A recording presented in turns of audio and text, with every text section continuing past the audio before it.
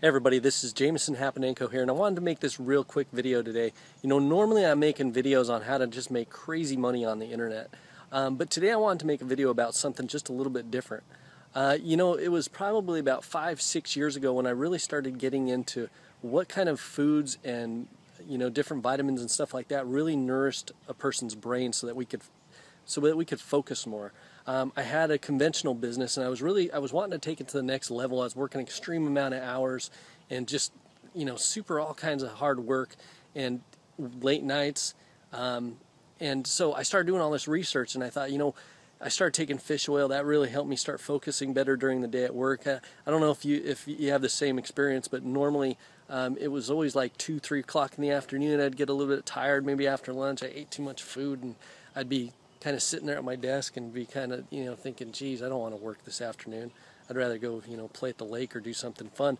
But what happened was my brain started really just getting slow at work, and I thought, what could I use? So I started taking some fish oil, and I started doing all this research, and I started realizing, okay, well, if you eat all these different antioxidants and you drink a lot of water and you nourish your body, actually a lot of water, they say that your brain's made up of like 70-80%, maybe 90% of water, and the more water you drink, the more hydrated your brain stays, and the more you're able to focus, because the better your brain actually works.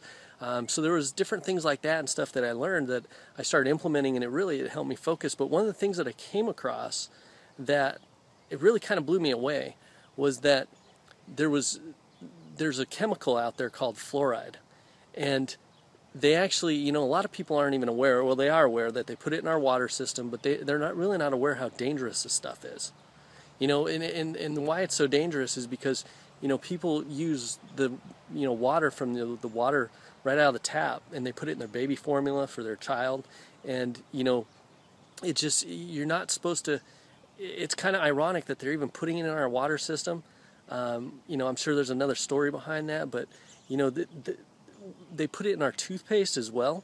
And if you look on the back of a thing of toothpaste, I actually grabbed a thing of toothpaste, and there's actually a warning label that it says, keep out of the reach of children under the age of 6.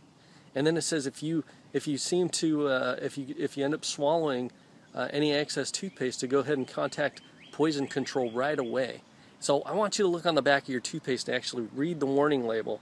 You can see this one here, but read the warning label that's on the back of your toothpaste.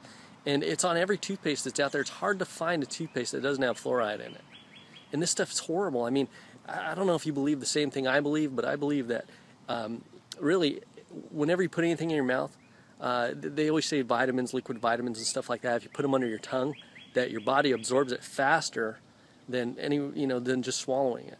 So, how screwed up is that? Well, you're brushing your teeth, and that stuff's like getting under your tongue, and you're ingesting this fluoride into your body, and then you're drinking it through your water system. And it says right on the back of the toothpaste not to give it to a child under the age of 6, to keep out of its reach. So I mean, how screwed up is that? It's pretty messed up that they put it even in our water system. Anyhow, I'd like to give everybody a new awareness, if you're not already aware of what this stuff is and how bad it is for you, so that you can at least, especially mothers with babies. I have 2 daughters myself, and I wish I would have had this information back then, because I would have made sure that they, only drank distilled water, because apparently distilled water doesn't have fluoride in it. So anyhow, I wanted to make this video. I put together some stuff that I found throughout the years. I think you'd find it interesting, and at least have a new awareness so that you could protect your family, and you could, there's a movement going on right now where they're trying to get this out of all the cities and stuff like that, because it's really hurting people. So go ahead and enjoy the rest of the video, and be ready to be blown away. All right, we'll see you next time.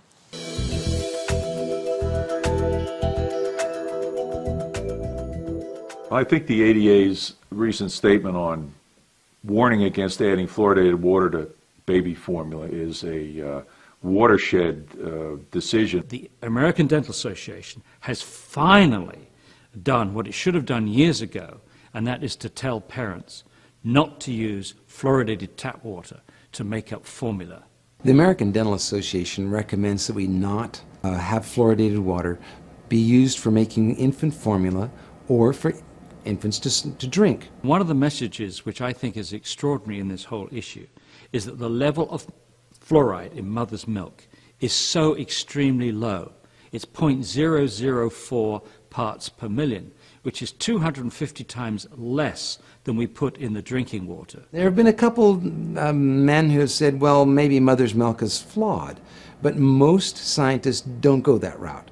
They say mother's milk seems to be the best we have, the best we know of, and if it's low in fluoride, maybe that's what we should have for infants, is low fluoride. Nature has devised a system for keeping fluoride away from the infant, and we're circumventing that by putting fluoride into drinking water. And I think there are consequences. I think parents should know that fluoride is an extremely active chemical when it gets into our body. It can interfere with the pineal gland. It can interfere with the thyroid gland. The thyroid gland and the pineal gland are both intimately involved with brain development, mental development. A real concern with young kids, especially with newborn infants, is that the blood-brain barrier is not fully developed at that point. And when children are drinking a formula made with fluoridated drinking water, they're getting a huge an inappropriate dose of fluoride in the developing brain. This may be part of the reason, for instance, of the depression of IQ that we've seen in these Chinese studies. You do not want to create a fluoride exposure during a period of brain vulnerability. All of these things are indicators, serious indicators, that you shouldn't expose young babies to fluoride. And of course that's exactly what happens when you put fluoride in the water.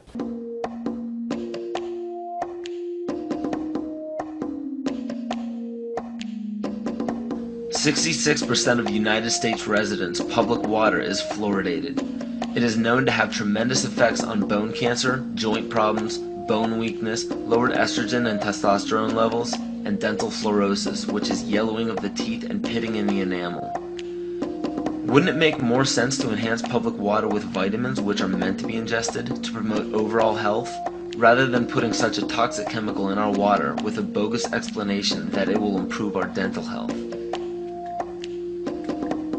We now know that fluoride causes more dental problems than it solves. Something doesn't seem right about this. Do you honestly believe that these companies care deeply enough for the people to spend large amounts of their own money to fluoridate public water when the people already purchase their own toothpaste? But there's a difference between toothpaste and drinking water. We don't ingest toothpaste. If you go to any hardware store and look at any rat poison product, you will only find one ingredient: sodium fluoride. It is the most toxic ionic molecule outside of potassium dichromate. Now Dannon, along with other companies, have begun fluoridating bottled water. It is becoming increasingly difficult to get away from. And the fact that fluoride is also used in many prescription antidepressants shows that it eliminates aggression and motivation in people. Fluoride, to my knowledge as a physician, has absolutely no biological benefit whatsoever. But one of the significant things is that the Russians carried out all sorts of experiments on people living in the Gulag. One of them, of course, was to fluoridate the water. Why? You fluoridate the water, why people are not as aggressive as they ordinarily would be. In fact, what is the active ingredient in Prozac that is so widely distributed in America today? Why, it's a fluoride compound. And now, we are finding that public water nationwide is showing up with arsenic, lead, cadmium, and thermonium, which is a radioactive form of lead. Cancer, lowered sex drive, birth defects, sedation, and brain defects. Does this not sound like a wonder drug for anyone aiming to control a population? It's quite astonishing, Paul, the degree to which environmentalists have not been educated about fluoride. You know, people have an unconscious trust in their doctor or their dentist, and if you can persuade doctors and dentists that fluoride is safe and good, then you're able to reach the rest of the nation. People believe their doctors and dentists, and that was a way of promoting fluoride for Bernays. Fluoride was killing their cattle, destroying their crops. Fluoride given to rats had produced bone cancer and liver cancer, and that those results had been doctored to make it look as though fluoride hadn't caused as much cancer. The pattern that we saw, it typically is what we see with other neurotoxic agents that are well known to cause a hypoactivity or a memory problem or an IQ problem. When I first presented the results of these studies, one of the individuals sitting and listening to the results, he says, "Do you have any idea what you're saying?" And he says, "You're telling us that we're reducing the IQ of children." And basically I said, yes.